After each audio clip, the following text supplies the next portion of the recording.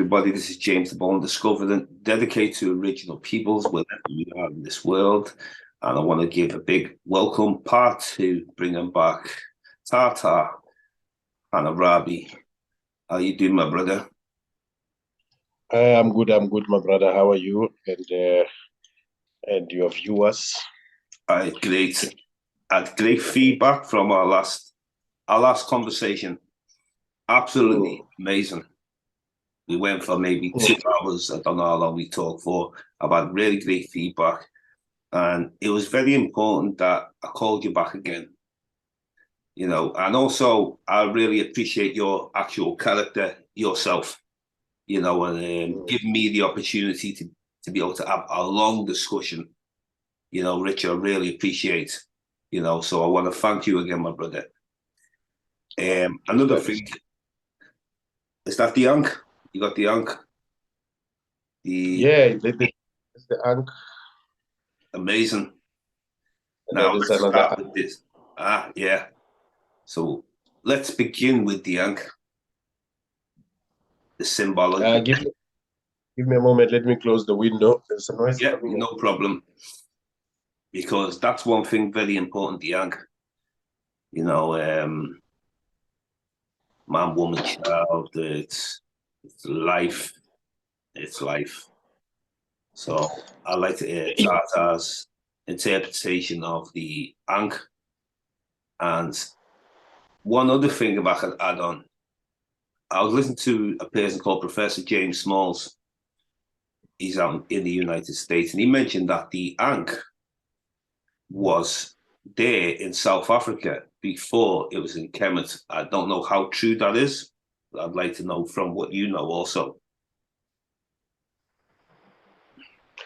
Yes. You see, Kemet is in the end of the Nile. That's right. It is in the border of Africa. It's in the end. It is the culmination of an African civilization, what we call the high culture, what Dr. Joseph Ben Yochanan referred to as the high culture. Otherwise, in the West, they call it civilization. But in Africa, yeah, it's a high culture because we are cultural people. What they call religion, we call it a spiritual culture. And then what they call civilization, we call it a high culture.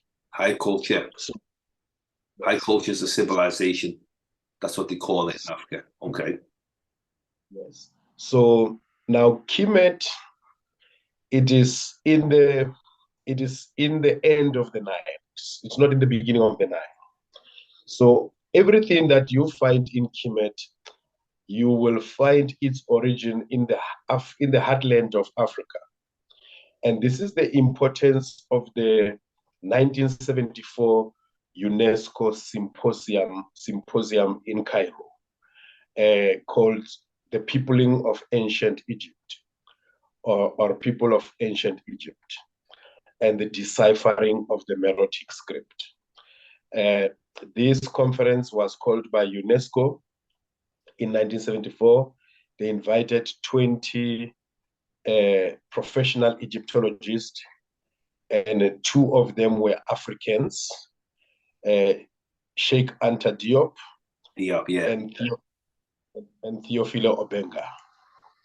Now, the point that Sheikh Anta Diop and Theophilo Obenga made there was who were the originators of the civilization of Kemet was Black Africans.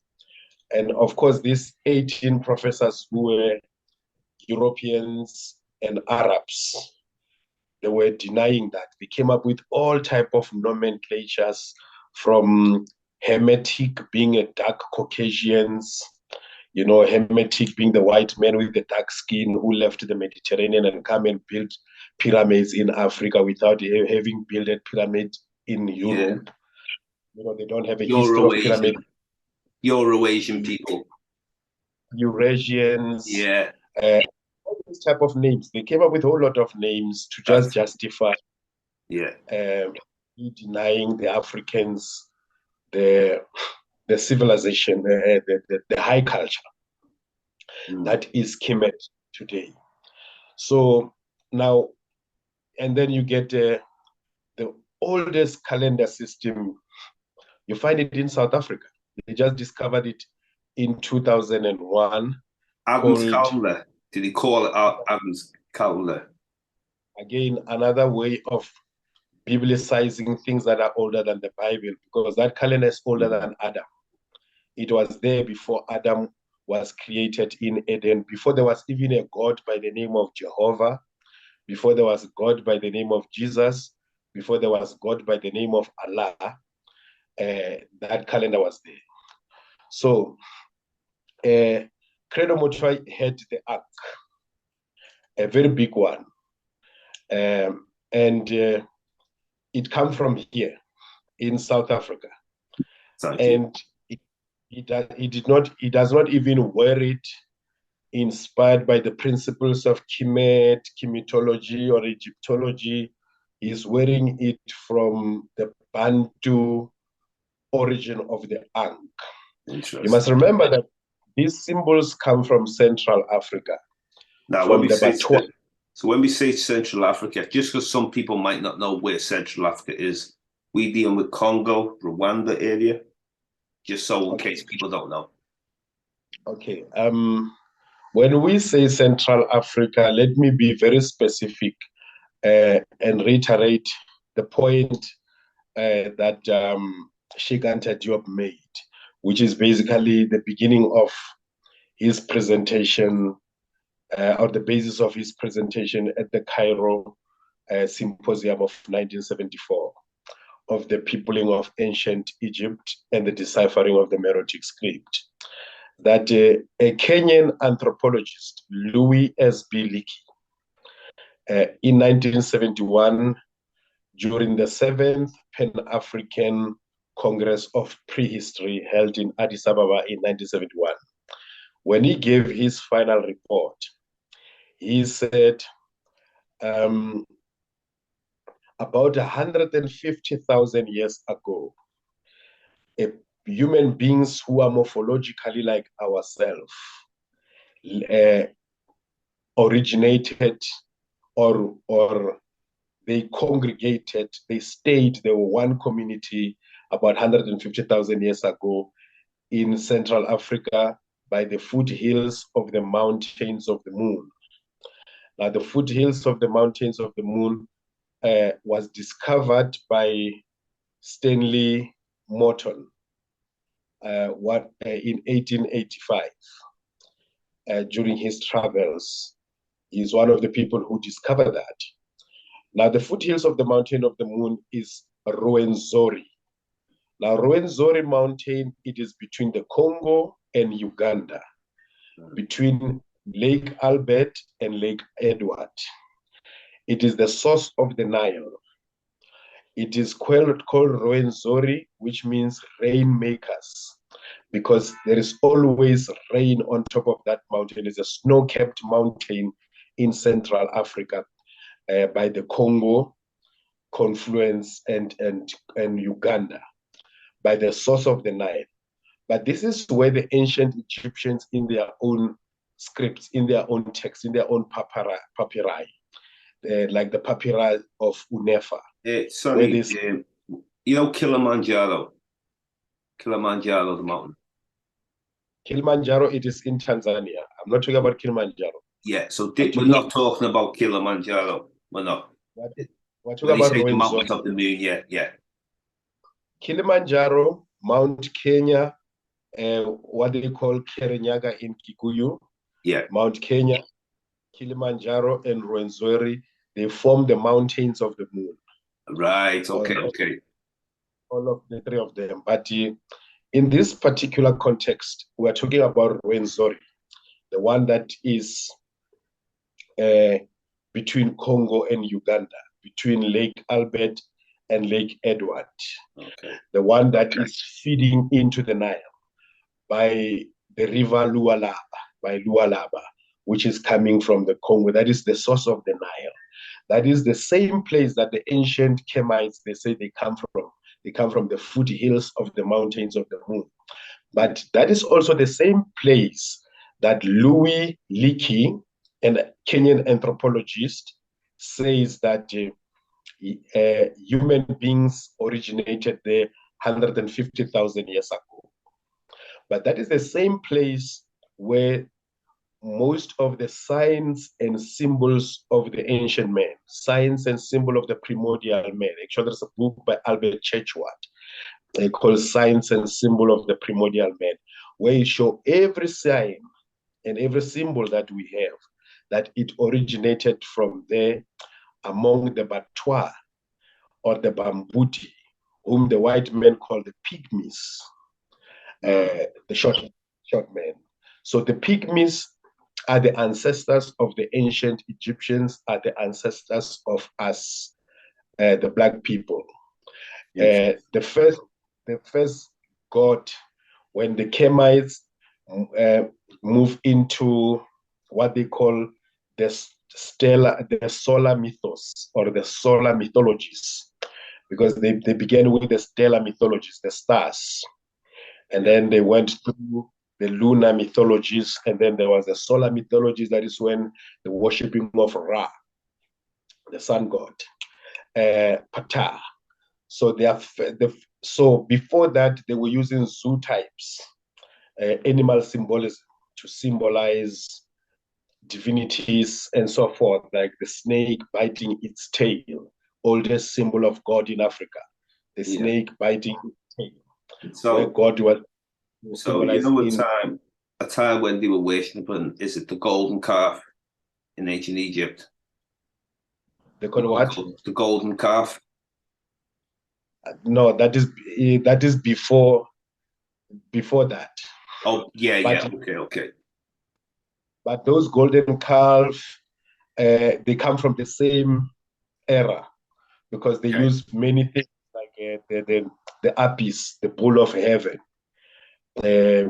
with the 7 calves. And otherwise the golden calf is a biblical thing, because when you go into Kemet, Kemetology, you don't get the golden calf, but it's in the book of Exodus where you get that the Israelites made for themselves a golden calf because they wanted to imitate the bull, the calf of Egypt, but they made their version with gold, which then they refer to as the I see this connection in India as well. You know, the cow in India.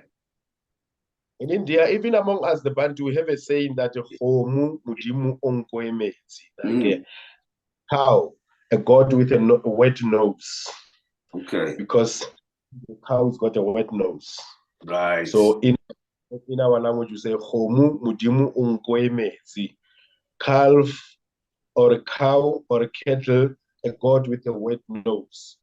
But for us, it was not even something that we see like in India where they will worship it and so forth. For us, it was more of its utilitarian purpose that with a cow you will be able to marry, you will acquire wives, because our people paid their lobola, what the white men call the dowry or the bride's price, with cows. You will be able to plow the fields, as we were agricultural societies. You will be able to use its skin to make clothes, to make shields for the battlefield. So it is used for so many purposes. Some people before they even, or those who did not have the horses, they have calves. We have different type of cows. You have the ones that are for farming. You have the ones that are for traveling, that they were using them to travel, like ride them like horses. Okay. Like how you have images of Ethiopians riding the lions. So we, among the Bantu who were cattle keeping pastoralist communities, they were using the cow to travel and to make it a transport. So during those days, when they moved from the zoo types and zoological representation of divinities, the first divinity that the first what is like what you can say now anthropomorphic humanization of the god, the anthropomorphic ideas of divinity was a pygmy, was a mutwa. When you look at Ptah, is like the patois, it's short like that. When you look at Imhotep, the images of Imhotep is a motoir. When you look at the old god of Egypt, Bes, is a motoir. It's short and all of that. Like the patois, like the Bambuti, like the pygmies of Central Africa, who are the namers of things, who are the originators of our signs and symbols, all this Ankh and everything, they come from there. So the Ankh did not originate in Kemet. Thank you. Thank you. Yeah, so the Ankh originated in Central Africa and carried throughout different parts of Africa, including Southern Africa. That when we come to this side and dealing with the Southern cradle, among our symbols that we have is the Ankh.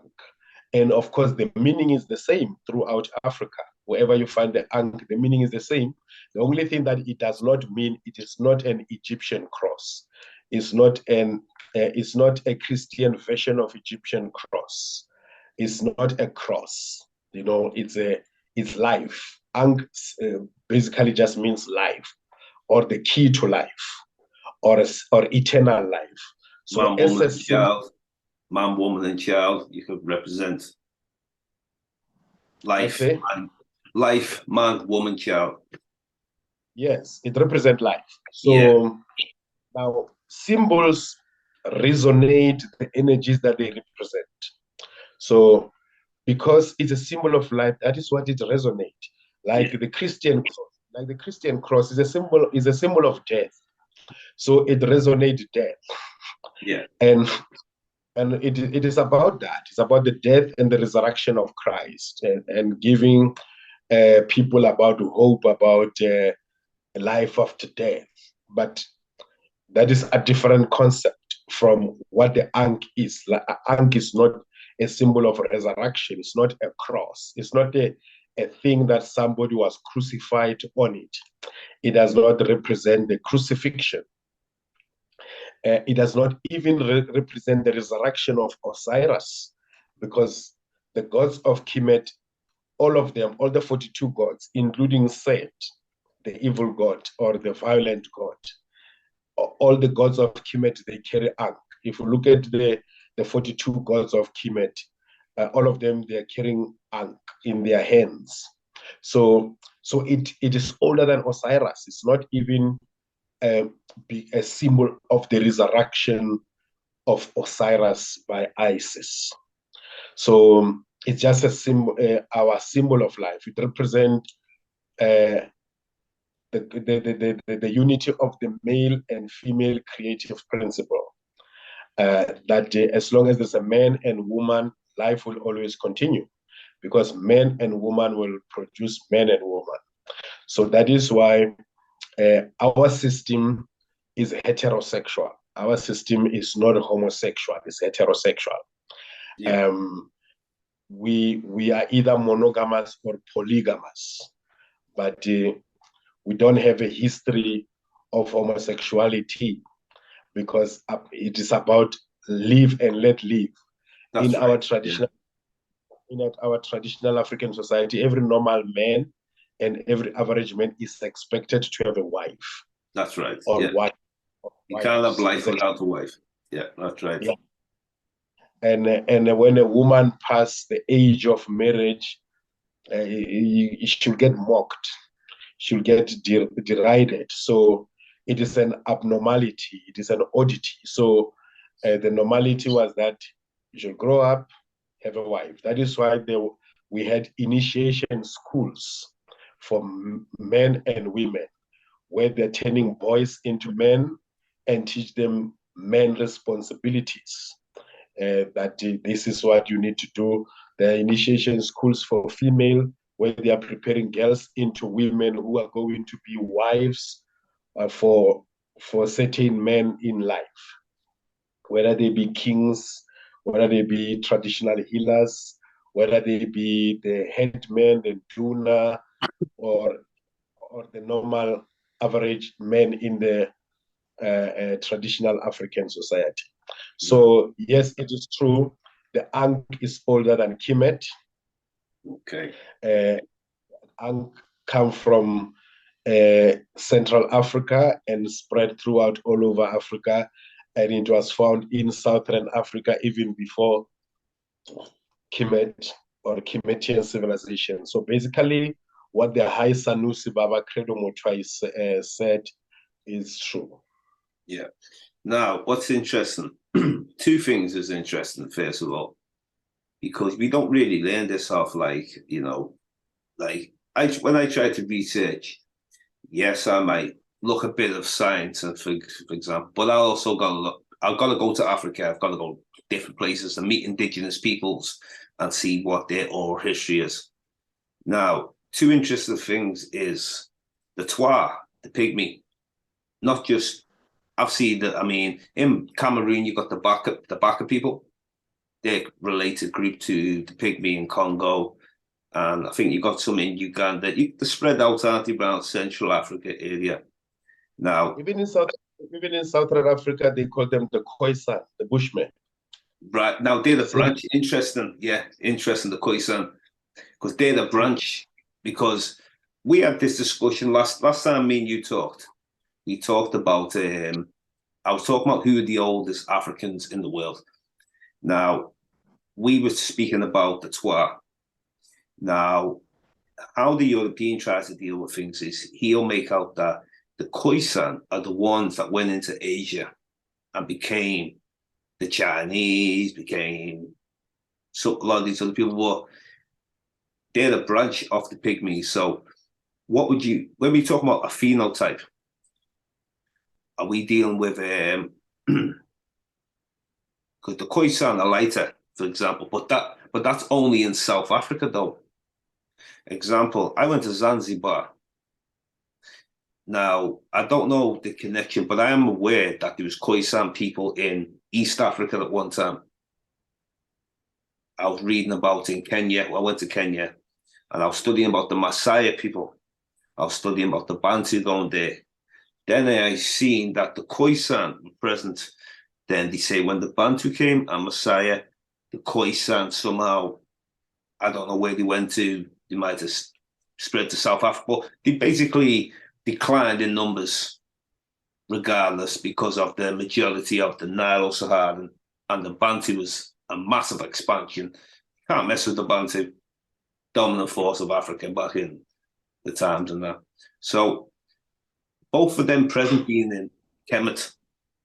So what you make the connection between the Bantu and the Twa, what would you say the connection is? And the reason why I asked that, because you won't get no European scientists speaking about Bantu in ancient Kemet, or they don't really speak about the Twa. So we have to get that from our own oral history, from whether it's from Kemet, whether it's from any Bantu areas in Africa. So what connection would you have with the Bantu and the Twa people? A very interesting cosmology, story of origin. You need to understand that the African ontology is very anthropocentric. It's very human-centered, and hence it produced Ubuntu, which is very humanistic approach to life, personal and interpersonal relation. A very interesting story of creation out of Rwanda, from the Banyarwanda people. They talk of Kazimuntu, that Kazimuntu gave birth to three group of Africans, three type of Africans: Batwa, Batutsi, and the Bantu. You see, or the Hutu, the Watu, Watutsi, and the Watwa. So this is basically the three types of African, where in their different variations. The Batwa, in their different variations, they have the Bambuti, the Batwa, the Khoisan, and so forth. By the way, they're not only in South Africa, the light-skinned one, they are in Southern Africa now, majority, like in Botswana, you get them around the Kalahari Desert, in Namibia.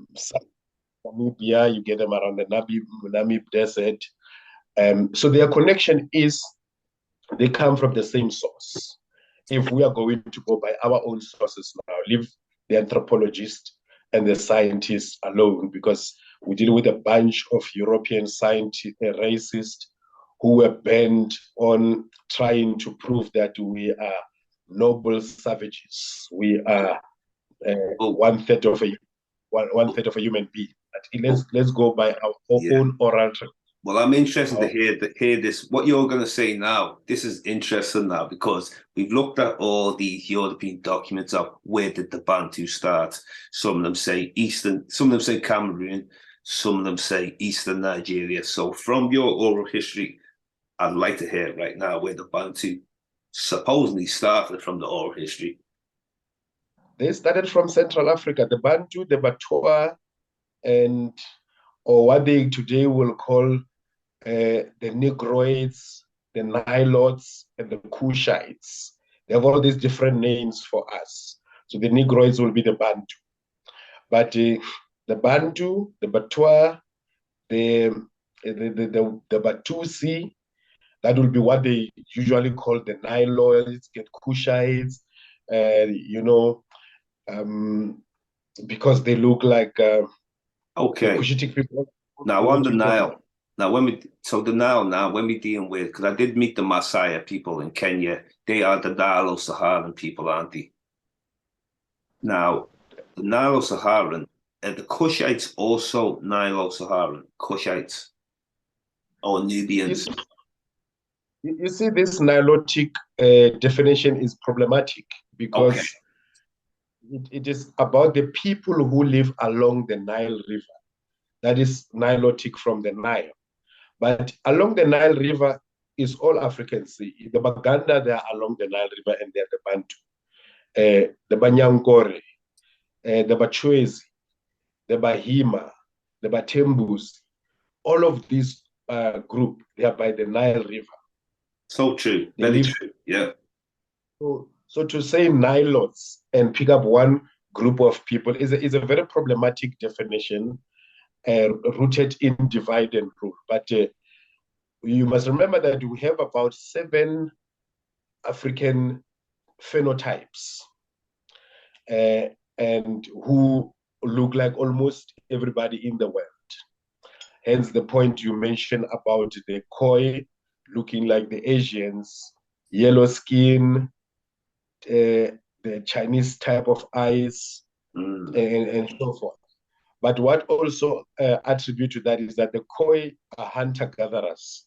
So they went everywhere chasing the animals, even to Asia, even how they came to Southern Africa. Today, there's some claim people say, oh, South Africa belongs to the Khoi.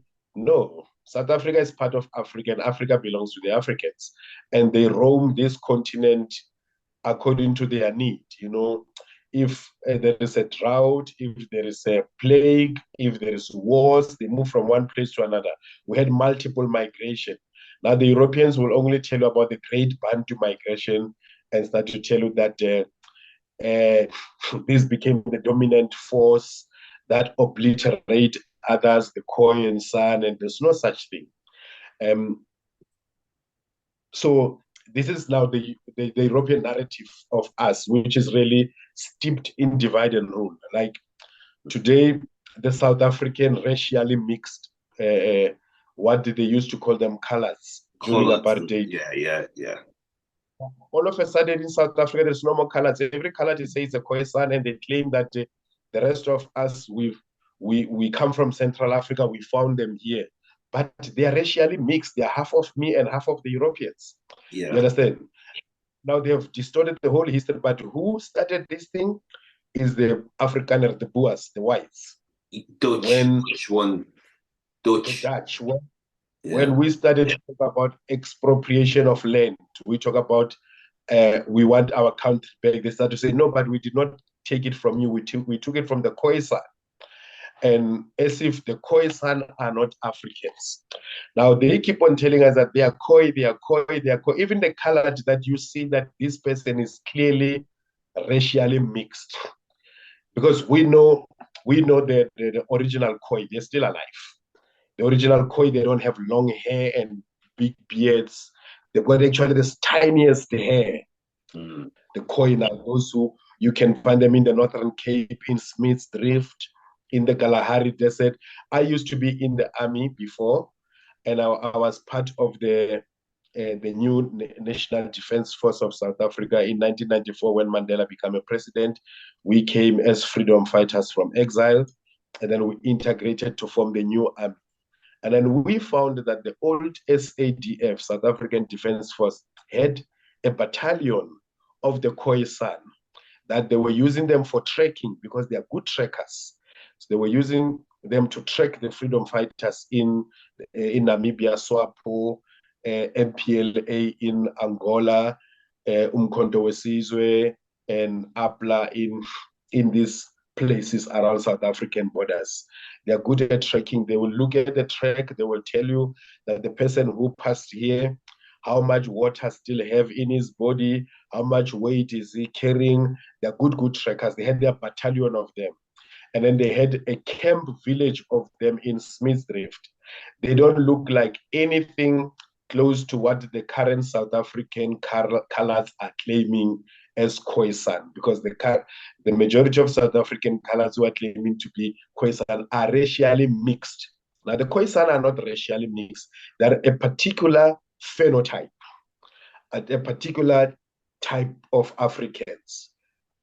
Nevertheless, they are African. And this is a point we need to make, because when these advocates of this Khoisan, the new narrative of the Khoisan being the indigenous people, they even call themselves the first people. So now we're thinking, under apartheid, white people try to make us feel like we are not native of this land. Now, after apartheid, the near whites who were enjoying the privileges of apartheid also trying to make us feel like we are not natives of this land. They keep on saying, you found us here. We found you here coming from where? We come from Central Africa. That was 150,000 years ago. But we've been here forever because we have civilizations that been going on before the birth of Christ here. That has been going on like those Adam's calendar thing. Who built those stone thing? If you follow all these stone structures, Mapungubwe in the north of South Africa, it was the Bakalanga people, it was Bantu. The Great Zimbabwe stone thing, the Great Zimbabwe Rains, it is the Bantu. You go up all the way to Kimet, these stone structures, they show is same type of people. But the Khoi and the Bantu coexisted together, intermarried. They influenced the Xhosa language, the Mandela. Yeah.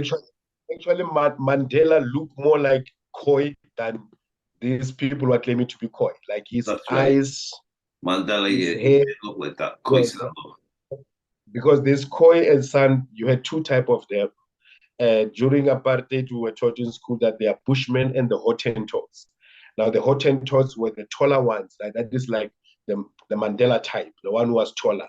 The Maasai type, family groups. The Karamojong type, as you go throughout Africa.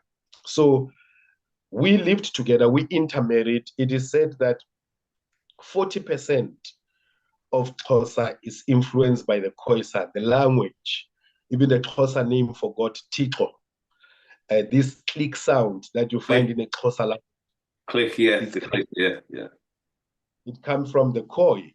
But also it's not a 40% one way. It is an interbreeding and crossbreeding of culture. The same way the Khoi influenced the Xhosa influenced the Khoi. Domesticated them, married some of their women, interbreed, and then you start to see certain features like the big buttocks and all of this of the Khoi, the Sarki Bartman that they took her to Europe, and because of she was having a big behind and so forth. Now you see that kind of crossbreeding. You go among the Botswana people today, their traditional dance is strictly Khoi dance. if you go among them. And then there is a saying that there is a 20% of Khoi influence within the Zulu. And then it goes with other Bantu groups in South Africa. Yeah. So among my people, they said they were taught traditional healing by the Khoi people. Among the Xhosa people, the indigenous name for ganja, it is called Ikobalabatuwa, or the tobacco of the Batwa, you know, or so there's been a crossbreeding of culture and civilization, a crossbreeding of culture and the people between the Batwa and the Bantu. There's never been a conflict that as the new narrative is attempting to narrate that no, these people were enemies. Yeah. The enemies of the Khoi were the Dutch. When they arrived in 1652, they met them in Cape Town. They started to steal their cattle. They came up with specific diseases for them. They invented a disease for them called the smallpox and polio. And they wipe a lot of them with these diseases. They say smallpox because it was for small people that they specifically invented for those Khoi people because they were small people, they were short men, as compared to the Dutch. And they wiped a whole lot of them. And they make others delinquent. They start to get them to work in their wine farms and pay them only with wine and create a lot of drunkards among them. Today, they'll be telling you that colored people are drunkard. You hardly get one colored person who doesn't drink and so forth and so forth. But this is a situation that was created by the Boers, by the Dutch. So some of this narrative, even during apartheid, they used to begin the history of South Africa from 1652, the arrival of Jan van Riebeeck in Cape Town, and then his meeting with the Batwa. The first people they met was Batwa, was the Khoisan, and then they had conflicts with them, about 100 years of conflicts with them, wars of extermination. They enslaved others. There are two slave museums in the West in Cape Town. The other one is called Slave Museum, and it is chronicling this history of the Dutch slavery, of enslaving the Khoi people, exterminating the Khoi people, infecting them with diseases, introducing drunkardness among their community as a way of taking over their land from them, which is Cape Town, which is what it is still now today. Western Cape is still a white colony. Actually, even in South Africa, in the current South African. All right, Tata, you're right. Yeah. So anyway, there's a couple of things that like I also called you back for, which I was wondering like what you thought of. The flood, there's a flood story, which I understand is biblical, but there's also an indigenous flood story, which supposedly a lot of tribes speak on around the world. What would you say, how would your view be on the Great Flood? Would you just see it as like a number of floods, or just basically just floods in different areas?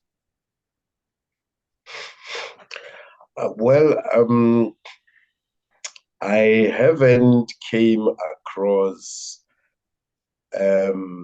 strong African story of the flood. Okay. Yeah, I hear from Asians, and so that they have those stories, but I also understand them within context. You know, there is a movie that played in 2012. They call it 2012. It was based on the Mayan prophecy. Yeah, I watched it. Yeah. What I noted then, they said the only place that was not flooded was KwaZulu-Natal in South Africa. Now, in my estimation and view is that Africa is a high ground, you know, above sea level.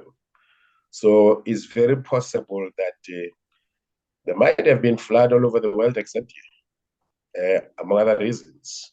One, we don't have, I think we have 2, 3 records of volcanic eruption. The last one, I think, was in 1994 in Goma, in Congo. But otherwise, we are not a continent with problem of volcanoes. And one of those volcanoes that might have erupted might have been hundreds and hundreds of years ago, or in the very beginning of the evolution of mountains. Because, okay, we are told that on the top of Mount Kilimanjaro, Kilimanjaro is actually a volcanic peak, which has since just gone dead. It's just covered by snow. And it hasn't boiled or anything. And then the second thing, we don't have so much problem of, again, as a continent here, is earthquakes. We don't have a problem of earthquakes. That's true. Yeah. Unless, yeah. So now that is very probable. So Wallace Russell, I forget his third name, Wallace Russell, a co-contributor to Darwin theory of evolution, doctrine of evolution, a co-contributor to that, Russell Wallace, something. He said that in order to determine the source of all mankind, we need to look for a place that, since from the Miocene and the Eocene age, it has never been submerged under the water. Now, if we go by that scientific theory of evolutions, looking for the hottest place on Earth to be the home of the first humans, which they found scientifically to be Africa. But a predeterminant to that place is that this place, since the Eocene and Miocene age period, it has never been submerged underwater. And when you talk about the Eocene and Miocene, you're talking about now millions of years ago. And when you talk about the flood, you're talking about probably a story of 3,000 years ago or 4,000 years ago, because I studied theology in Ethiopia. The Ethiopian Orthodox Church and most theologies, actually the creationist, which is religious theory of existence, they claim that Adam was created in 4004 BC. Yeah. On the 26th of October. That is the official line of the Orthodox Church. This I learned when I was a student at the Theology College in Addis Ababa in 2004. And it is there, if you study any theology books of the Orthodox Church, they're going to tell you. And I used to have a question, why 26th of October? You know, why did you jump all of this thing? You come to the 26th of October, that it was even Friday, around 3 o'clock or something like that, when Adam was created, right? That is theology now, which makes Adam 6,000 years old. Now, from Adam to the flood, you had 12 patriarchs. We also studied that within the Orthodox Church subject is called patriology, the history of the patriarchs. Now, with the history of these patriarchs, they are referred to as the antediluvial patriarchs, those who lived before the flood. Now, these patriarchs supposed to have been living 930 years. Adam, the longest of them all, 970 years, was Methuselah, who lived to 970 years. So if we compact the period of these patriarchs that they lived, it should be about another 2,000 years, which then will make the flood to be a 4,000 years ago, 3,000 years ago story. Now, if we go now with this scientific analysis of a place that from Miocene and Eocene age period has never been submerged underwater, it's the hottest place on Earth. That is where you get the equatorial forest, where the first people come from, then we are talking about Africa. That has never been underwater. So therefore, it rule out the story of the flood completely. Yeah. Because this continent has never been submerged underwater for the past 1 million years. If we go by this theory of the Eocene, Miocene, Pliocene periods, these are like million years, 2.2 million years periods going back that way. So yeah. where we never experience ice age. It has always been hot. And because of it is hot, it gave birth to the first humans who are dark-skinned, melanized people. Yeah. So this you will get it from a Book of the Beginning by Gerald Massey. You know, he talks about this part when they're trying to trace the human origin. Actually, there is a chapter there where it says Africa beyond Egypt, you know, and then he talks about the Ethiopian and the Egyptian civilization are indigenous civilization, and there is no civilization beyond them. The only thing that is beyond Ethiopia and Egypt is Africa. So, and then he goes on to articulate this particular position and their theory that even if they talk of evolution, not creation, that man evolved and was not created, man evolved in Africa.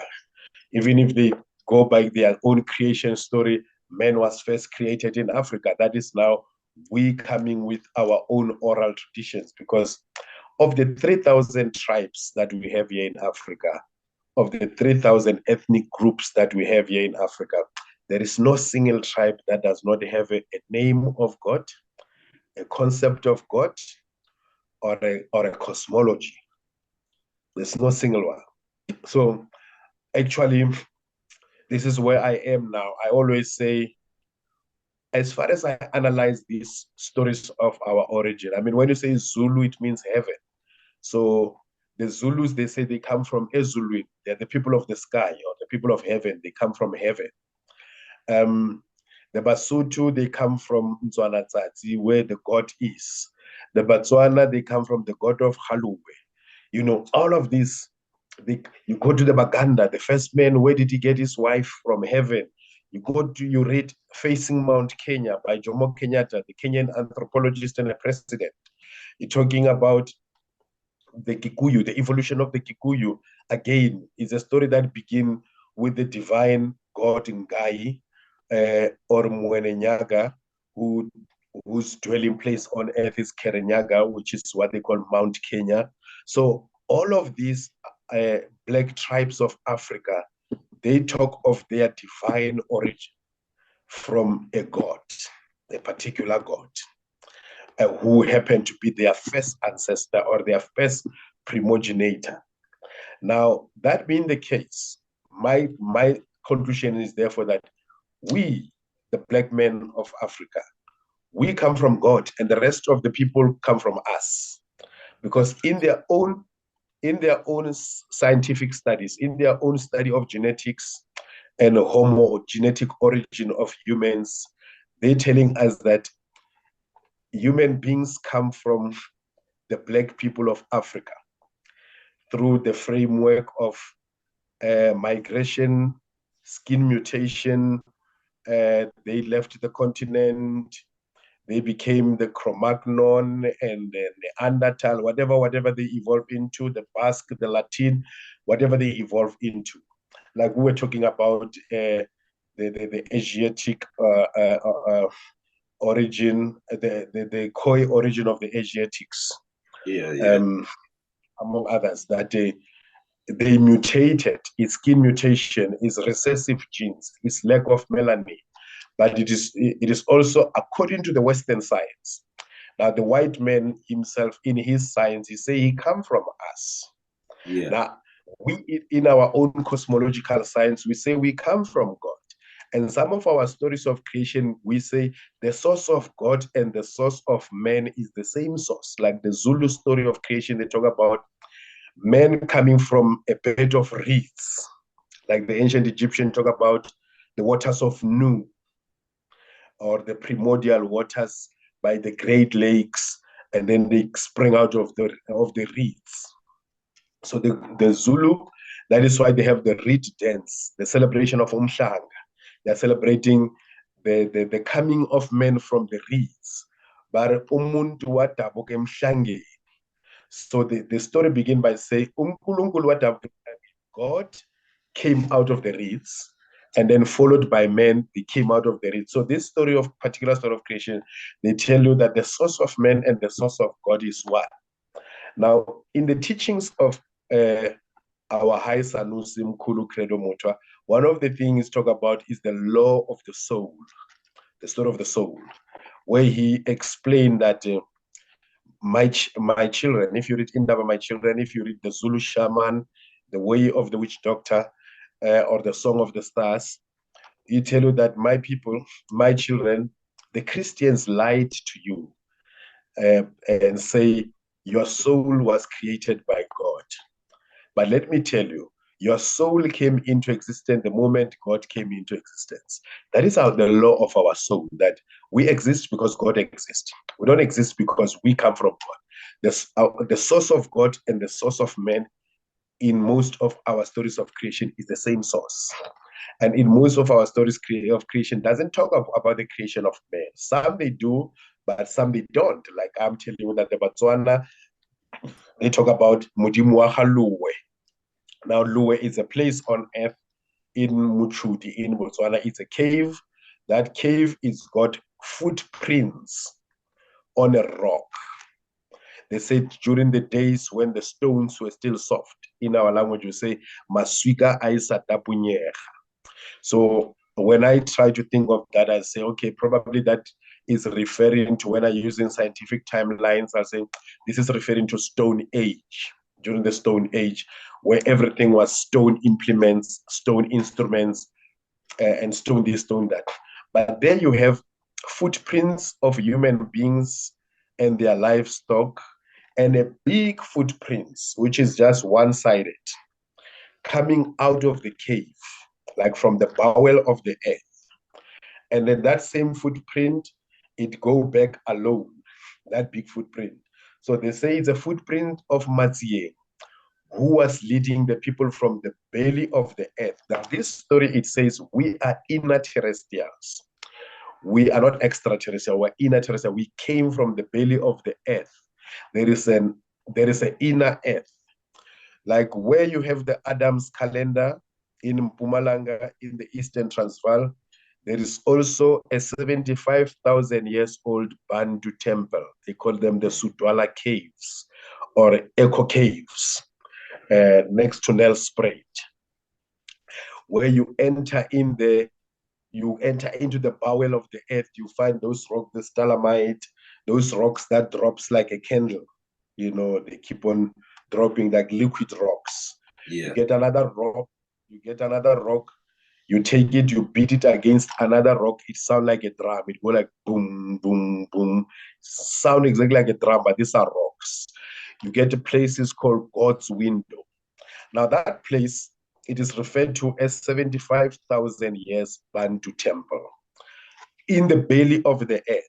So some of our stories of creation talk about us coming from within the earth, from the womb of the earth, through a couple of caves, one in Muchudi in Botswana, one of those there in Mpumalanga, the Echo Caves, Sudwala Caves, the Makapan World Heritage Site. Now UNESCO declared it World Heritage Site. Some of these points that our people say, this is where we came from inside the earth.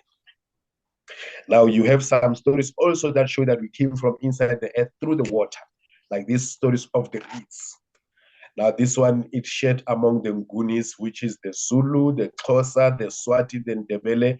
They talk about a human being coming from the reeds, but also the ancient Egyptian, also the people around the Great Lakes region. They talk about these stories of we emerging from within the earth through the reeds. They just saw the first man coming out of the waters, and we came out with everything that we know. If you were ironsmith, you came out already with the knowledge of of working iron. If you were a farmer, you came out already with a knowledge of farming from the cradle, from where you came from. It's not a knowledge that you acquired here, but you came with it from the source. So basically, our own stories of creation, some they basically make it very clear that no one knows where the Bantu come from. Neither is the white man. The one who say we come from the Benue River, the banks of the Benue River in West Africa, or by the Niger River, or by the Kordofan, Sudan, or Niger Kordofan, Niger, Sudan. All these type of theories is speculations from Bleak to Greenberg, all these people who went on and be known as Bantuist and experts in Bantu, they don't know where we come from because we don't even know where we come from. But we know that we have been here for years. So the best and shortest answer and convenient answer we tell in our oral traditions is that we come from God. And some older tradition, we say, we and God come from the same source. It means God himself can't even account for our own existence. We have been here as long as there's been this continent. We have been here because we come out of it. So therefore, we're as old as this continent. We have been here for as long as there's God. Very long time, basically. Very long yes, time. Because look, there are about four areas that it talks about our the human remains. Around Lake Chad in Central Africa, that is where they found a 7 million year old bone. The ABC broadcasted it in London in 2002. It was broadcasted by ABC. Then you have in Ethiopia 3.2 million years old Dinknesh, whom they call Lucy. Then you have 1.7 million years Zinjanthropus, the Australopithecus boise. And then you come down, you have the Taung child, 1.2 million years found around South Africa here. You come to South Africa, where I'm going tomorrow, the Freedom Park heritage site. I did another video. It is on YouTube. I was moving around. It is place built with stones. They have the oldest specimen of life in South Africa. It is called the Barberton Rock. It is 3.5, 3.6 billion years. It was found in Eastern Transvaal called Barberton, in a town called Barberton. It's called the Barberton Rock. So the oldest evidence of life here in South Africa, it goes back to 3.6 billion years, not million.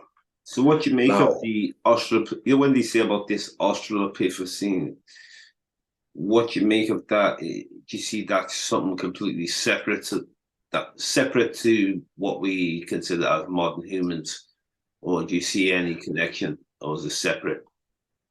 No, there is no connection because our African cosmological science, it does not classify human beings with animal in the same class. What you're basically seeing there and what we're hearing with Western science, these are primate and different families of the primates, like the gibbons, the orangutan, and the monkey and the baboon. And that is why some of us, these places, they call them the cradle of mankind. We call them the cradle of monkey kind. Because when you go there to visit, like in Northwest, in Mahalis, back there, where they have one of them called Maruping, or if you go into any museum, what you are seeing there is a monkey kind. It's something that looks like man, but it's monkey-like. So there is no connection, according to our own African cosmological science. Humans have always been humans. Right. There is no evidence that a modern human evolved from monkeys. And there is no evidence. See, they try to say things like they try to match things together. Example, like they talk about the chromosomes, what we have. They say that we only have an extra 2 chromosomes more than humans, but I don't see what the difference. I mean, like you say, animals are animal, humans human. Look, our African word for the baboon is tsweni. In Tswana, Sotho, Pedi, we call it tsweni. In Zulu, Swati, Xhosa, Ndebele, it's called imfene. It means that which resembles man.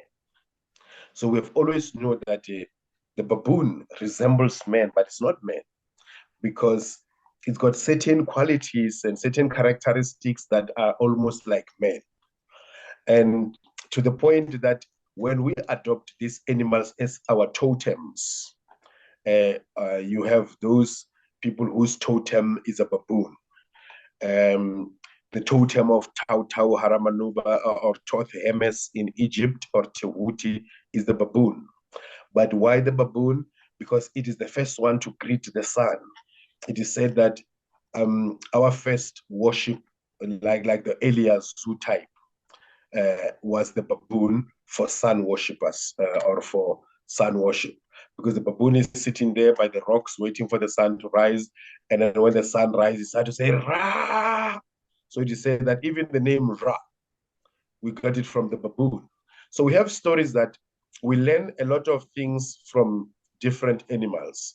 In our own mythologies, we say among the Shona people and the Bavenda people, they say we were taught sex by a python.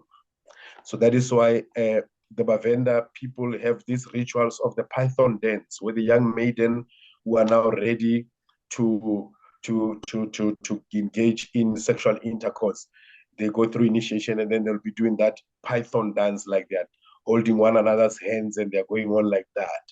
So it is traced back from those mythologies of origin that we learn to bury our dead from observing one particular bird, and then after its young died, its little chick died, it dig a hole, put it there, cover it with soil.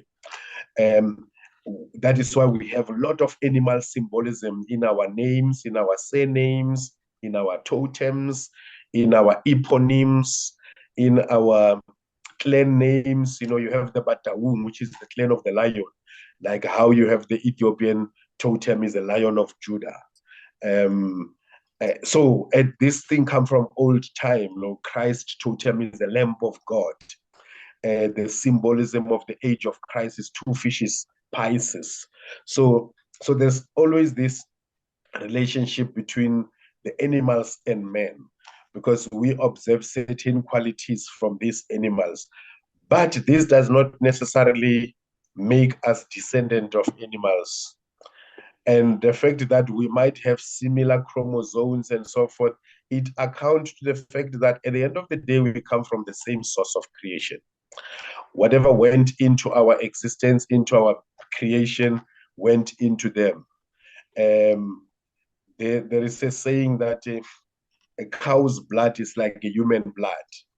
So those who do certain rituals and offerings, like rainmakers, if they don't find the blood of the cow to perform this ritual, they use a human blood because they're the same. I mean, a human female is classified the same way as an animal female. They're all called mammals because they suckle their children through their breast. So the fact that there are certain similarities, it is because of the oneness of creation that we come from the same source, but we are not necessarily the same, you know, and we are not necessarily coming from any other entities. We're not coming from monkeys or cows, but monkeys and cows and humans come from the same source, whether you call it the creator, whether you call it evolution, but in our own African context and concept of evolution, we did not evolve from animals. Okay, we now, evolved. yeah, now, interesting. You mentioned before about the movie in 2012. At the end of the world, it was. Now, what's interesting anyway, I remember I was going to Mexico in 2012. I went September, and they were talking about December the 21st is the end of the world. This is what they were saying according to the Mayan calendar. So when I went there, I went September 2012. Now, so we got 3 months left. So I went to visit the Mayan people. And not only that, I spoke to many different Mexicans, and everybody said the same thing. Now, what they said was, it's not the end, it's a new beginning. This is what everybody said. So it made me interested in things like cycles. Now, cycles, yes. I'm very interested in cycles now because I'm looking at ancient Africa, and I know Egyptians speak on cycles.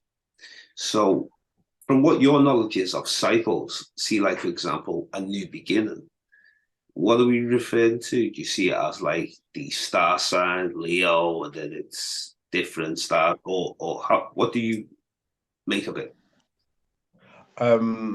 We obviously are the first people to came up with the sign of astrology, astronomy, and these cycles. In the African language, we call the zodiacs mulu mulu, which means plenty of life forces, like due to all of these zoo types that characterize the zodiac. You know, the Taurus, the Pisces, the Leos, and all of that. So our oldest cycle is the Great Year Calendar, which is approximately 26,000 years calendar. It's a calendar of millennia, not of days, where we talk about an age that it take about 2,160 years to make one age. And then it will take then 26,000 years for the sun to go through to make the whole 360 degrees. And that 360 degrees is divided into 12 arcs. And each arc is assigned 2,160 years, which is then an age. And then it will make a cycle again. So basically, what end is not in the world is the age. When the sun moves from one particular age to the next age, and it come up with different influences. Like we come from the age of Pisces, which is the age of superstition, magic, and religion. And now we are entering the age of Aquarius, which is the age of information, knowledge, and enlightenment. And that is how the way they are. Look, the Christianity has never been questioned the way it is questioned now. Religion has never been questioned the way it's been questioned now, whether it be Judaism, Islam, Christianity, has never been questioned. The quest for knowledge has never been the way it is now. And the availability of knowledge is literally in the palm of our hands. You know, our phones are a source of so much information. You get into YouTube, you get into Google, you get to talk like the way we are. You're on the other side of the continent, I'm on this side of the continent. We share information. You get into these many WhatsApp groups. It's a lot of information shared on a daily basis. So information has never been so much in abundance as now. But this is what is expected. It's an expected condition because we are now in the age of knowledge. We're in the age of information. We're in the age of enlightenment. We have passed the age of religion. We've passed the age of superstition. We've passed the age of magic. People are now talking about transcending religion to spirituality. People are talking about, we're dealing with spirituality, don't deal with religion. Because the age of spirituality is the age of knowledge, the age of information. But this is precipitated by the movement of the sun. And it moved from one age to the other. And this is where they've missed out, because even in the Bible, when Christ talk about the end of the world, original translation is not the end of the world, it's the end of the age. He was saying, yeah, I will be with you until the end of the age, not until the end of the world. Because again, Christ is a solar mythology, is a solar Messiah. So Christ is a solar Messiah of the Pisces age. So every age has got its own solar Messiah. All of that. That is why you find all these. You can check the 16 crucified saviors by Casey Graves, or the 16, or Christianity before Christ. And then he documented the 16 crucified saviors. Or you can check the black seminarians and theologians without black theology by Dr. Joseph Ben Yochanan. He detailed all these 16 different solar messiahs who existed throughout different ages, that at a particular age there's going to be the avatar of that age who becomes very influential. So now the purpose of Christ as the solar messiah of Pisces is past, and people are transcending that, and it looks like people now are being antichrist or are rejecting Christ. But no, no, no, no. That particular age is past, is gone. It's no more compatible with this age. yeah. The ideas of one man dying for the rest of us is no more compatible with this age. There, people have questions, enlightened questions around that, to the point that if we don't take this thing within context, I always tell my Rastafari brothers that, there's going to be a time when Rastafari becomes socially irrelevant, because it would have passed its age. Nothing is permanent in this world. So its age is going to pass. If it belonged to the Pisces age, it will pass with the Pisces age.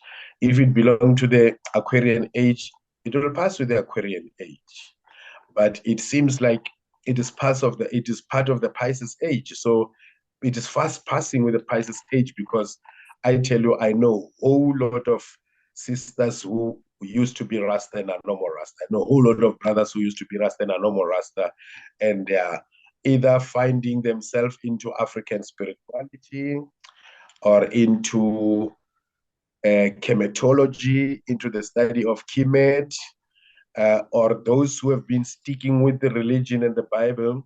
We refer to them as Christafarians.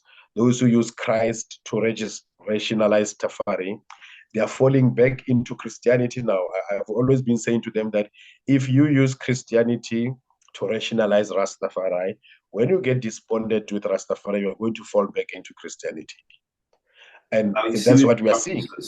Now, here's what's interesting. I'm looking at practices now. So when we think of the Hebrew Israelites, for example, I'm looking at Kemet. So, things like veganism. When I say not veganism, I put it as fasting. Things like circumcision. Are these things that the Egyptians introduced to the Hebrews, or vice versa? Do you see it?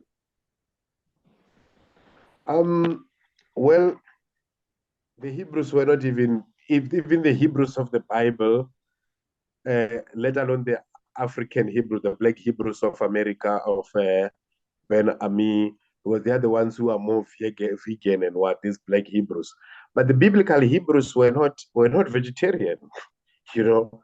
Even the God of the Bible seems not to be liking vegetarians. I mean, like, he accepted the animal sacrifice of Abel and rejected the vegetable sacrifice of Cain, in the story of the Bible.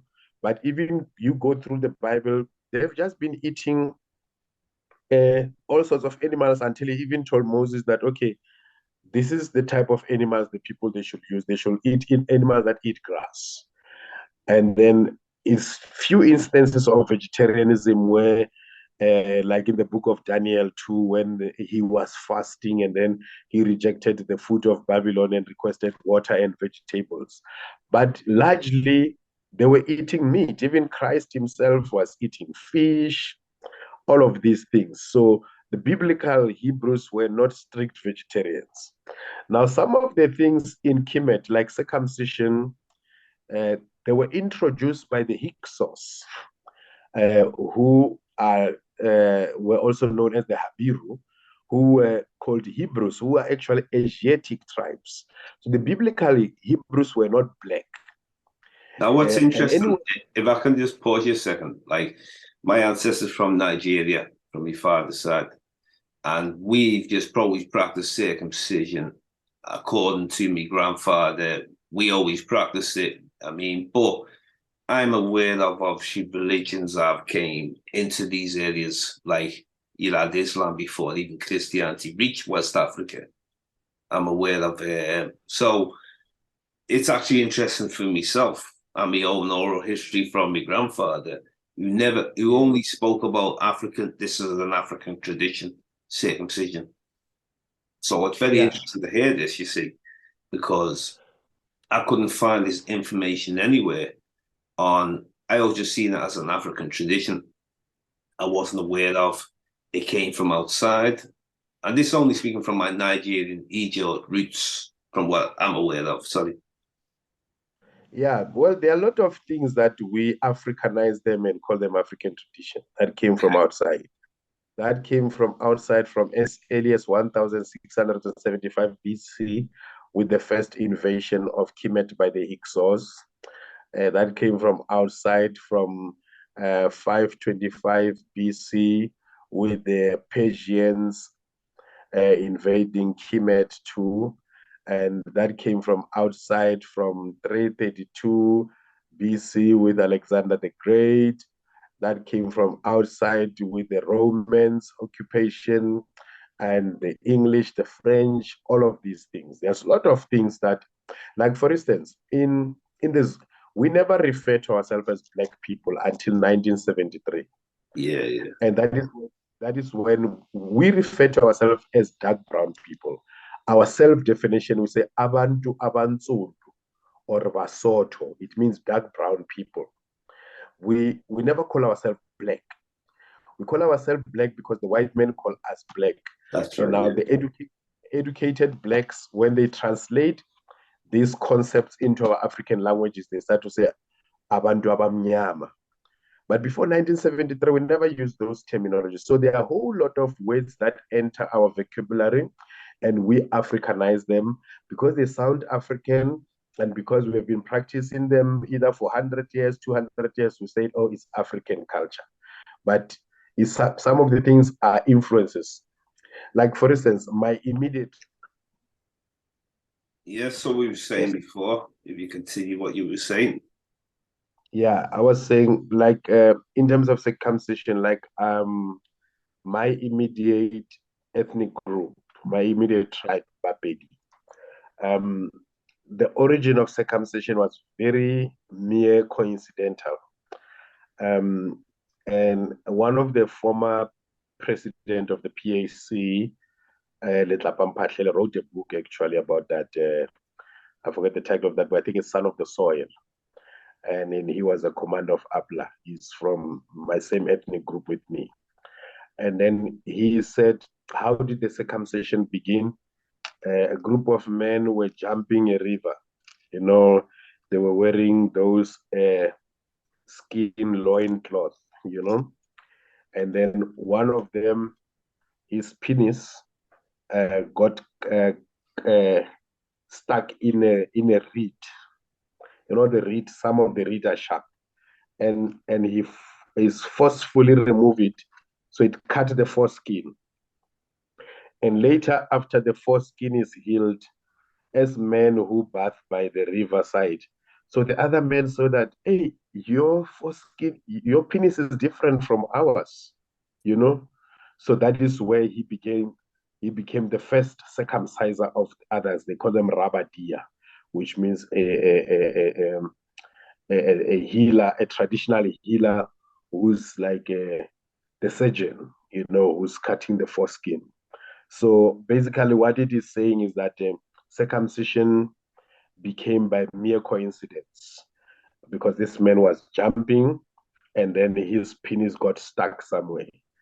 And therefore they had to create even rituals like, something they do it separately in the bush. And then they took a period of time there until the penis is healed. They come back.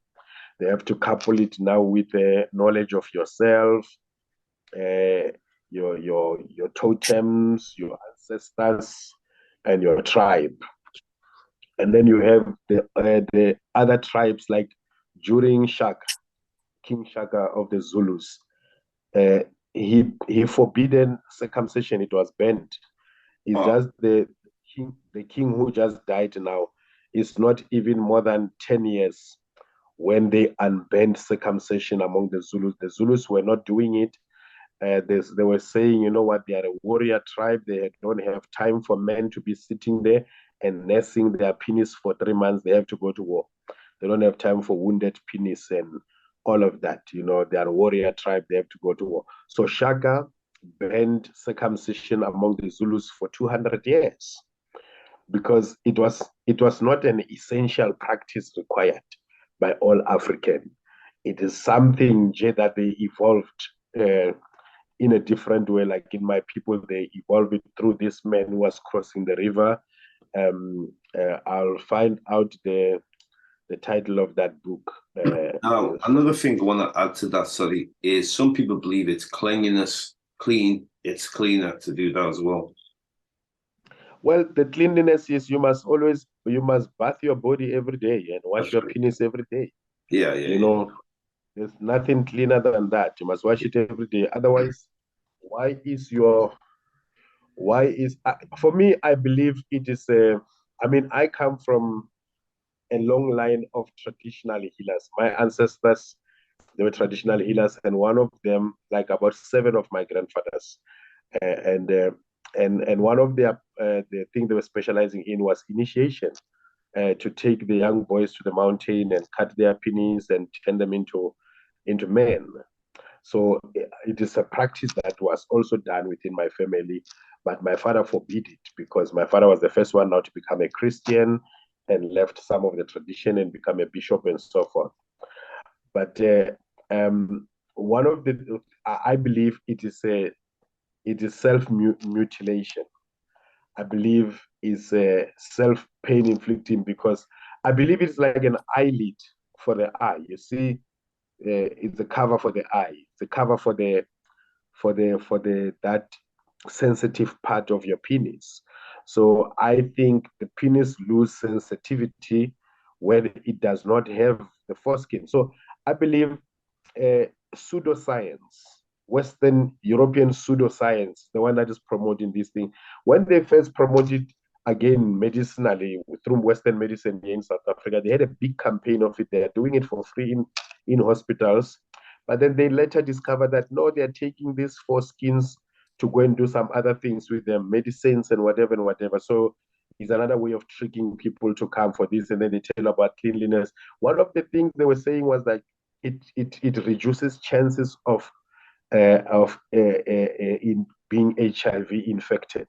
Yeah. So they cooked up a whole lot of pseudoscience around around promoting circumcision. You understand? Yeah. So it becomes very doubtful when you realize the other science they come up. I mean, Western science at one time it used to teach us that cigarette is holy, and doctors used to operate people while they're smoking their cigarette in the theater. You know, I think I first went inside an aeroplane when we were going to training and exile. I went inside the aeroplane when people were still be able to smoke cigarette in the toilet of the aeroplane. You understand? I've been in the buses when people used to smoke cigarette in the bus, unlike today where you can't smoke it everywhere.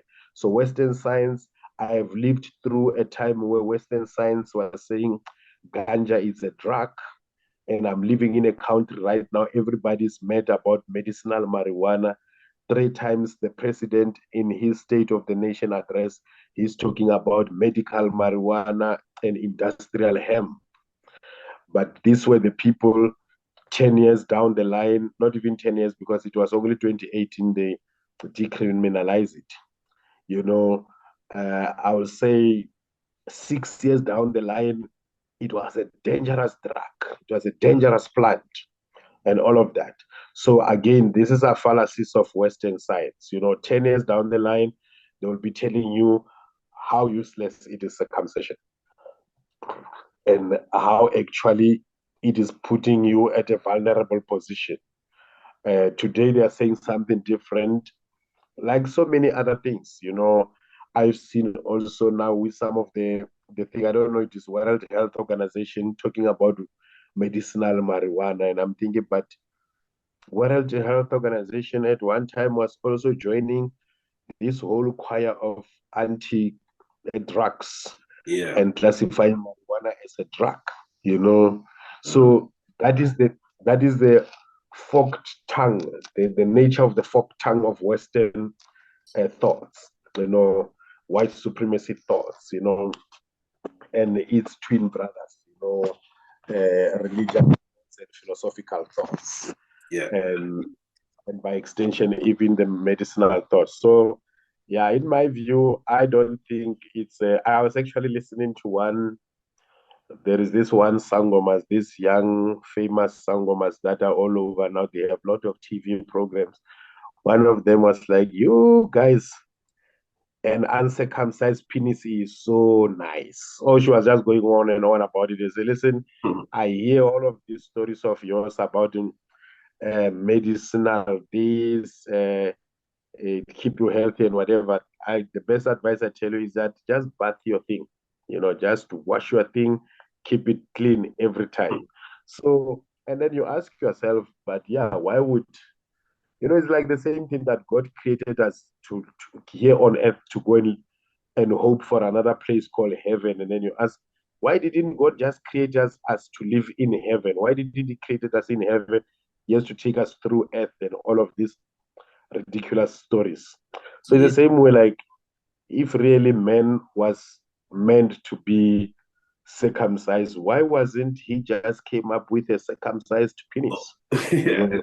Well, it's interesting Yeah. to see me, especially like myself, because my father just passed this on.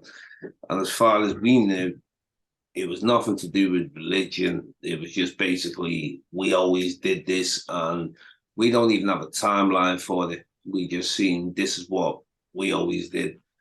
And this is just from my Nigerian Ejo roots. And I can't really.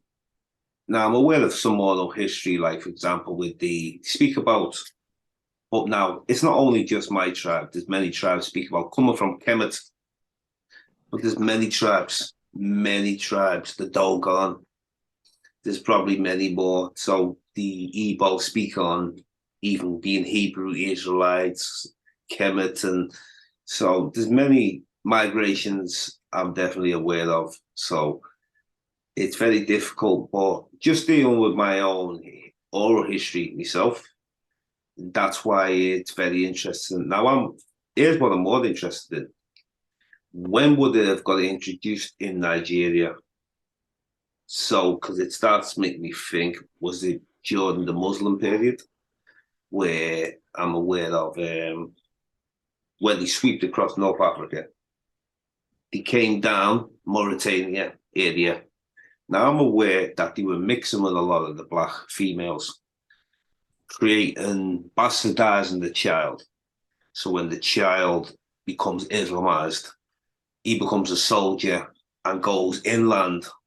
He can also speak two different languages, so it makes it easier for them to be able to penetrate and hit places like what we call Songhai, Mali, Niger. So maybe that's the time period when it was introduced to Nigeria. I'm not too aware of that. But it's interesting to wonder like how it got introduced as far as Nigeria. Just for my own purpose, you see, because I've always been interested and wondered, why did we do this? Is it, is it just a ritual? Is it down to cleanliness? I've always questioned this. Where obviously when I have children myself, this is probably what I'm going to do myself because I don't know no better. So it's quite interesting to. It's interesting to speak on these things it's always good to question everything. It doesn't matter it doesn't matter who taught you. I think it's definitely about required and doing your own research also. So interesting. One last question, because I understand that you're short for time. The Yoruba people. Why I say the Yoruba? Yoruba, it's quite widely spoken, whether you're in Haiti, whether in Brazil, Cuba, and also the Yoruba Empire. Do you make a Yoruba connection? Now, when we say Bantu people, do you make a Yoruba connection with the Bantu? You see, one of the simplistic definitions of the Bantu, they try to reduce it to linguistic community, a community that is referred to a human being as Mutu, Mundu, Munu, Mutu, different variations. But our self-definition of this thing is like, we have two types of people. We have Abantu, Abansundu, the dark brown people. So basically, when we say Bantu, we mean every dark person, every black person. And these black people, they have three things in common. They all believe in God. They all believe in ancestors. They all believe in this communalism, which we called Ubuntu. These people, they use three stones when they make fire. Everywhere you go in the continent, you find them using three stones. They share common ancestral origin. So you don't find any fundamental differences between the Yoruba and the Bantu, the Akan and the Bantu, and so forth. It is like this definition that is done in East Africa. They talk about the Nilotes and the Kushites. And when you check fundamentally, these are the same people. Yeah, okay. They branched off sometime. Yeah. They branch off like that. But there is a lot in common that show you that we share cultural unity. Definitely. And therefore, by virtue of sharing a cultural unity, we have a common origin. At one time, many years ago, thousands and thousands of years ago, we were one community of people before the dispersal, before we started to fan around the continent. And because of differentiations, we always want to name ourselves. We are Yoruba, we are Akan. We try to differentiate ourselves from the other. And then we develop some practice. Like, for instance, my people, Bapedi, they come from the Botswana, Bamagau. And when they had a disagreement with this Botswana, they left, they disagreed around Pretoria here by the Mohali Mountains. And then they went towards Liulu to Limpopo. And along the way, a porcupine passed in front of them. Their totem was a monkey. And then after that porcupine, they say it's a good sign that the gods are with us. Then they changed their totem to a porcupine. So now, today they'll be telling you that we and Bahata are not the same because we don't even have the same totem and whatnot. But these are the same people. They just change cultural symbolism, totems. But these people, even genetically, they come from the same group of people and the same source, the same ancestor. Their ancestor is Diani. They share the same ancestor. Well, even my father, when he done the DNA ancestry, you can do the DNA test.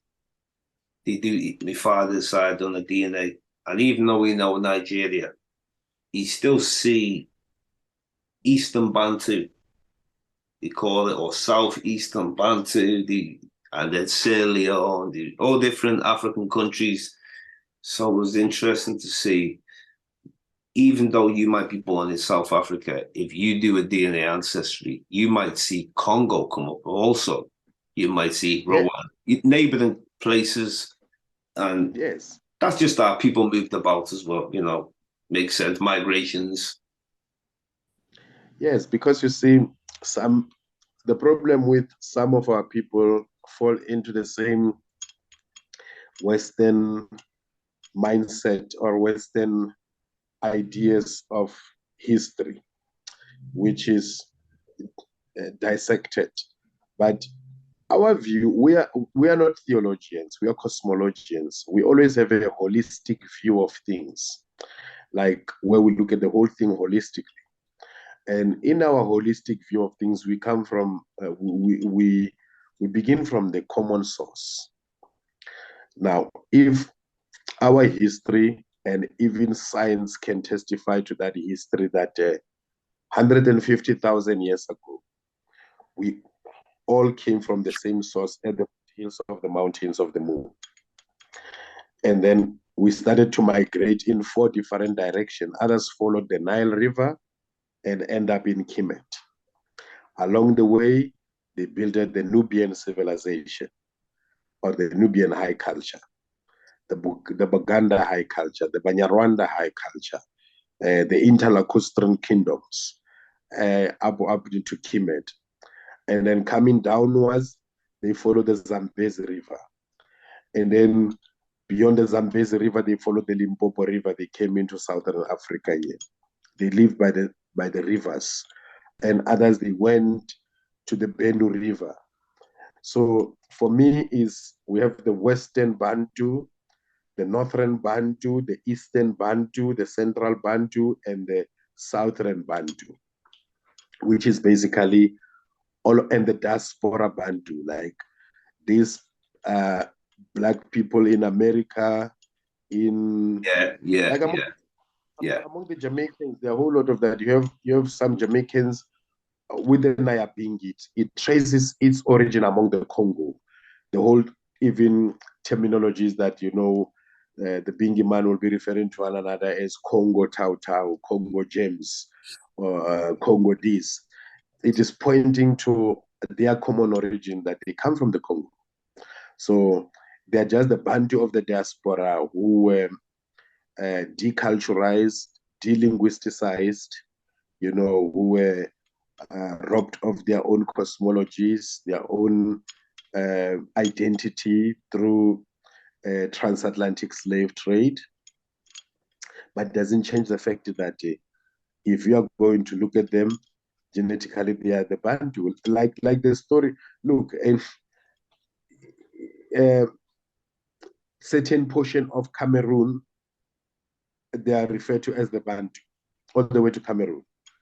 But how far is Cameroon from Nigeria and it's all in West Africa. Yeah. Certain tribes of Burkina Faso, like the Bamileke, are the Bantu, and one of the oldest Bantu groups, Abamileke, from the Congo, whose traditional healers is still speaking the language that is referred to as the spirit talk, the very, very, very early language that was used by the Bantu. But you find them where? In Burkina Faso.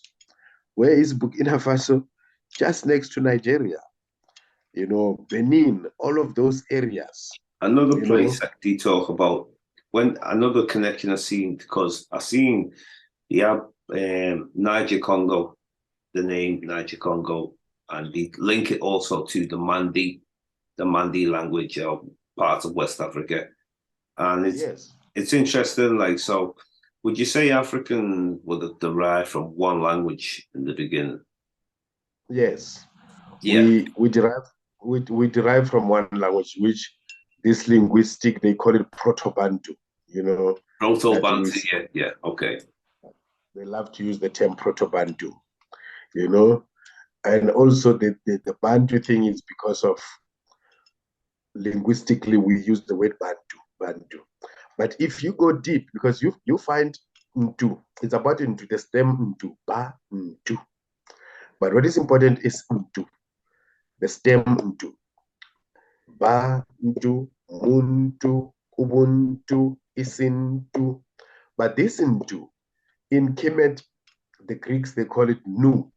they jumble it, is NTU, they call it NUT, which is the same concept of, is in the hieroglyphics, is this woman who's like a sky goddess, her body is the body of stars. And then the god Gap is lifting her up. Actually, the god Shu, the air god, is lifting her up, separating her from Gap, But that note is in two.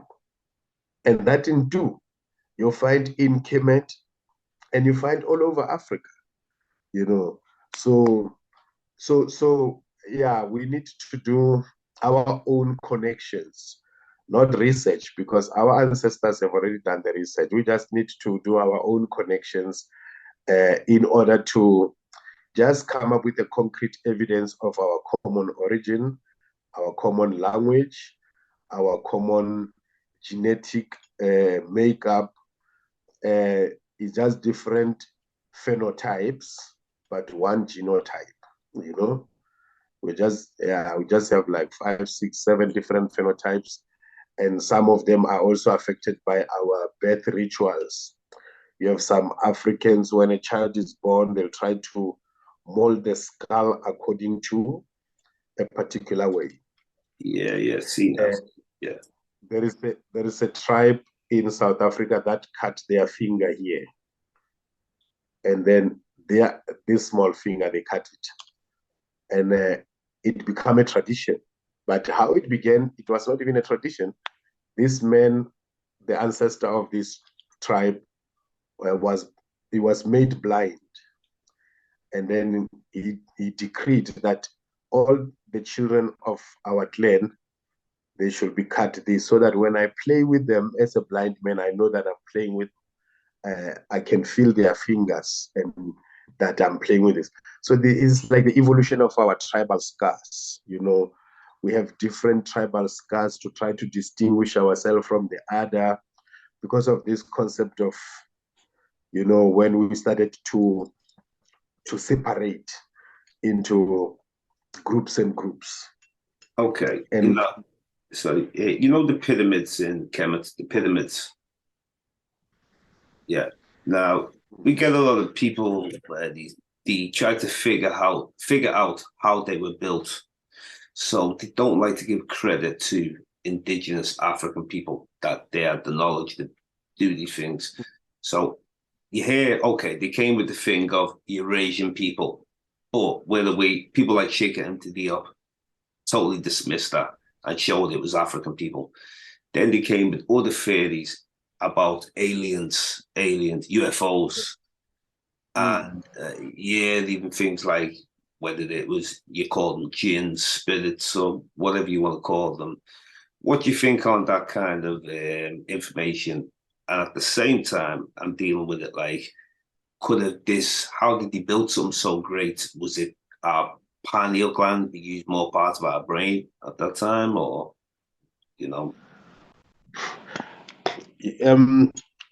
Obviously, what account to this denialism is academic racism. Yeah. That you can't attribute such a great feat of architectural work to these people that over the years we demonize them. I mean, one of the concerted efforts to erase that history was during the time of Napoleon. If you read the book Ruins of Empire by Count Volney, C.F. Volney, where he talked about the blowing of the Sphinx, his nose, like he was there, he bear witness, and he make an account that you couldn't imagine that this race of slaves that we define them in the most negative ways are actually the people who built this civilization. So there was a deliberate effort to erase that. When it could not completely erase, there is a new effort to erase that, to rob the Africans the credit that they deserve. Now there is this new theory of the ancient aliens. They even have a program like Ancient Aliens. They talk about ancient astronauts. and they're going out, and again, this is a bunch of Europeans with some few clever blacks who have joined them. I have seen 2, 3 commenting on those ancient aliens things, but largely it's again Europeans and the near Europeans, like some Eurasians, Indo-Europeans, Latinos, and so forth, who are again investing in trying to prove that Kemet is not a black civilization, but an extraterrestrials, whom, if you are going to examine closely, those extraterrestrial are Caucasian.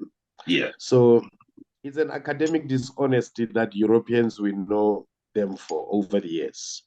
They lied to us about everything, and they continue doing that in spite of the proof, because Sheikh Anta Diop proved. I mean, this is one of the men, this is 2 Europeans here. They wrote this book, The Black Genesis. The prehistoric origins of ancient Egypt. Robert Bouval and Thomas Brophy. At least they try to be honest. That's right. I appreciate that. Definitely. They try to be honest that ancient Kemet is a black genesis, and they document a whole lot of sources to evidence that. Look, Sheikh Anta Diop, they make it difficult for him to prove that Egypt is a black civilization. He requested just a piece of a mummy from the Cairo Museum so that he can take it to his radiocarbon laboratory in Dakar, in Senegal, and to do carbon dating and to test it, to prove the melanin content that these Egyptians were black. So they refused. He had to steal a piece, cut a piece, and took it and go and test it in his laboratory in Senegal. And he did not need much. He needed just a piece. Something that Europeans are going there and stealing those pieces, putting them in all their museums around the world, in all their scientific houses and so forth. But throughout those difficulties, he has to prove against all odds the blackness of Egypt. Now, the genius of the building of the pyramids, I don't think it has disappeared. You must remember that after we got invaded by different succession group of people, then we had to deal with the spread of Islam, which it took the Arabs about 100 years after the rise of Islam to occupy Egypt, all of it, and then cause a great migration, which they refer to as the Great Bantu Migration, about a 2,000 years movement from Kemet to where we are. Well, I noticed here's an interesting one. I went to, Madagascar, and I noticed the Bantu connection there. Now, at one time, you're trying to say that Africans did not have to sail by boat. So I thought, well, when I was in Madagascar, I was reading about Bantu people reach Madagascar. And they also speak about people from Australasia, Indonesia, coming into Madagascar. So they were trying to figure out who got there first. So as the Eurocentric, they came with their statistics of, did the Asians bring Africans as slaves to Madagascar? But I can't see any evidence of that. That's just some speculation. They're trying to take away, like, we didn't know how to sail the boat to get to. You're trying to, we were seafaring peoples, basically. Look, the father, I think, is the father of the brother or the grandfather of Mansa Musa, the richest man in Africa. Yeah. He sailed to America. Yeah, that's right. To go and trade with the Native Americans. Yeah. Christopher Columbus himself, he had a black navigator. It was a black man who was showing him the route to America. Most. In most of those places, when they arrived, they found the black people, the black tribes that they were there before. Yeah. And some they were there. And look, Argentina exterminated its blacks. Definitely. Yeah. And conscious and deliberately so. So black people discovered these places many years before anyone else. Because you see, we once ruled the world. We were once on top of the world. We were once superpowers. When we were making pyramids, we were not only making pyramids, we were also making boats that sail through the rivers, boats that sail through the lakes, and boats that sail through the oceans. We circumnavigated the whole world. That's right. Our history and our evidence is there. But because today, cultural imperialism, which is Western, which is European, and the conceptual West, is the one that is controlling the narrative. That's And remember that outside of Africa, we were kept in chains. Inside of Africa, we were kept in chains through colonialism. Outside of Africa, through slavery. And then after so-called emancipation, here we're fighting wars of resistance. Certain civilizations were destroyed. The great walls of Benin, the kingdoms of Songhai, the Nok civilization, all of this was systematically destroyed. And then the next thing, why did the missionaries went to Central Africa? David Livingstone. Why did they had so much focus in West Africa and to take Christianity there? One of them, the method was they first used Christianity to destroy the African culture. And the next step, when they see that it is not working effectively, they started to target our kings, to convert our kings, which they did. Even Islam did the same thing. You started to have Islamic kingdoms, like Mansa Musa, who was a Muslim, but an African. How did that become? It was this specific targeting of certain influential Africans, so that you know that if you convert the king is going to convert them. The typical story is the story of Solomon and the Queen of Sheba. Yeah, very similar. I totally get what you're saying there, because that was interesting about where with Mansa Musa. Now, I don't just see it like, I mean, just from what I looked at, it wasn't like a genuine thing.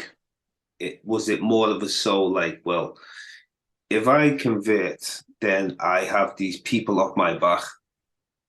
Was it more or less like that, where I'm able to, I don't know the way call it floss, but even, we had lots of gold and stuff. So in order for them to run a smooth life and stay rich as the king, he converted Islam. It was a strategy. It was a dishonest move. So from Solomon, look, he used trickery all the way. Genuine, and even if you read the Cameron, the Queen of Sheba was wealthier than Solomon. So obviously Solomon coveted her wealth, and her body and a whole lot of things. So it was all trickster business stories. How they converted Mansa Musa or his family, it will follow the same pattern. Yeah. I have a couple of books about missionaries. I love to read books about, because I'm focusing a lot on African spirituality. I'm focusing on what is it that our people believed before the white man came with his Bible and before the Arab came with his Quran. What is it that we believed in? So I love the conversation between the missionaries and the first Africans they encountered. So, and then I found that this was a strategy all around. There were three different mission groups, the London Mission Society, the Berlin Mission Society, the Paris Mission Society, every day trying to convert the king of the Basotho. The other one goes in the morning, the other one go by lunchtime, the other one goes in the evening, every day until he died. He refused. He ended up actually playing missionaries against one another. So some of our kings saw through this thing and pretend conversion in order to gain arms, guns. because missionaries were also coming with guns. Now they get to purchase these guns or acquire these guns to go and fight their enemy tribes, their neighbor tribe that they disagree with, or to go and do cattle raiding, because our kings at one time, they were largely cow thieves also. They were like stealing cows from one another and all of that. So they needed superior firepower, and the missionaries came up with that. So some, in the process of these deals, they stuck in the deal. Some, they get to succeed, like how Menelik the second got guns from the Italians, and then when they started to wage war against him, he turned their guns against them. You know, so some, they managed to remain neutral and play them like the Basotho king.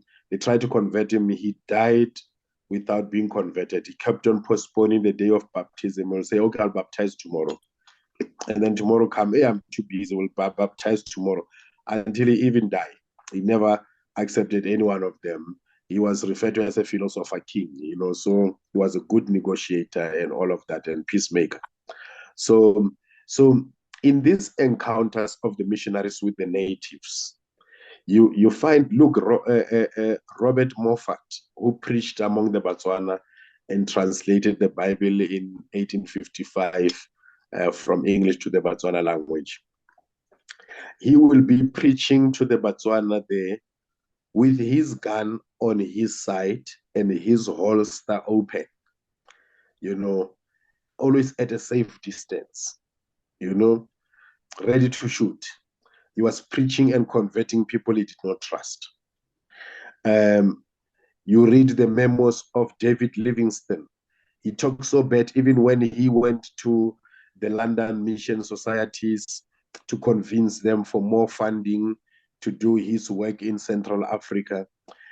The same people he called so with bad names, when he died in Ujiji, they carried him for 1,500 miles. They take him to Lake Tanganyika so that he could be carried and be brought back to London and be given a decent burial by the same people he called them savages. Wow. They facilitated a proper burial for him, and then he went on to be buried at Westminster Abbey, where he died in the heart of Africa doing mission work. He actually encouraged more Europeans to come and convert the Africans.